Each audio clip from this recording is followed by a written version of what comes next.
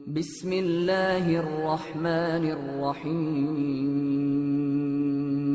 حاجی صاحب رحمۃ اللہ علیہ فرماتے تھے، خصوصاً عورتوں کے بیان میں، مستورات میں جب بیان کرتے تھے کہ ایک بوڑھی عورت اپاہج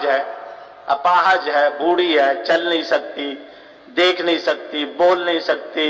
اٹھ نہیں سکتی، بیٹھ نہیں سکتی، کوئی حرکت نہیں کر سکتی، لیکن اپنے بستر پر لیٹے لیٹے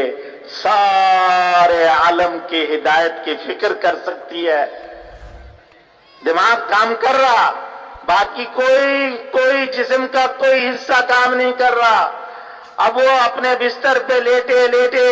سارے عالم کے انسانوں کی ہدایت کی فکر کر رہی ہے،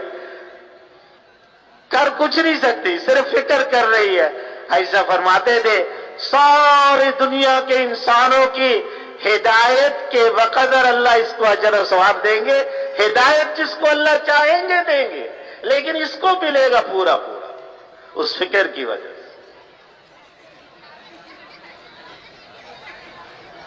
مجھ سے حاجی صاحب نے فرمایا،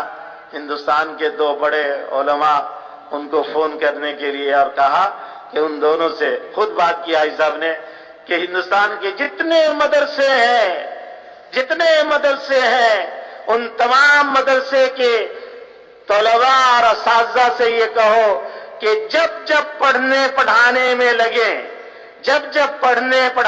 لگے سارے عالم کی نیت کر لیا کریں۔ فرمایا کہ ان کے اس پڑھنے پڑھانے میں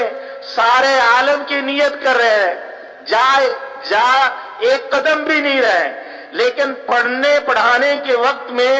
سارے عالم کی نیت کر لی تو سارے عالم کی نیت کرنے کی وجہ سے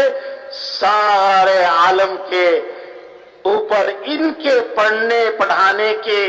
ایک ایک حرف کا اثر سارے عالم پہ پڑے گا،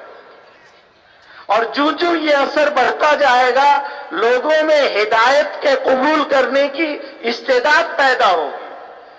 اور جتنی استعداد بڑھتی چلی جائے گی لوگ ہدایت کی طرف بھاگے چلے آئیں گے، ہدایت کو قبول کرتے چلے، ملک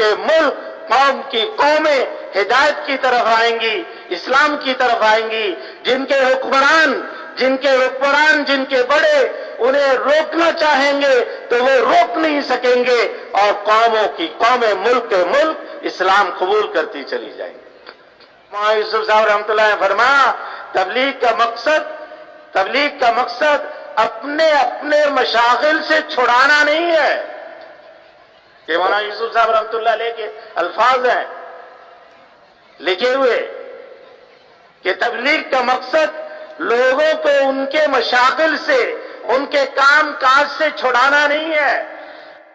تبلیغ کا مقصد زندگی گزارنے کی جو ہم نے ترتیب بگاڑ لی ہے، جیسے اللہ رسول چاہتے تھے زندگی گزارنا، اس زندگی گزارنے کی ترتیب بدلنے کی وجہ سے جو یقین اور عمل میں بگاڑ پیدا ہوا ہے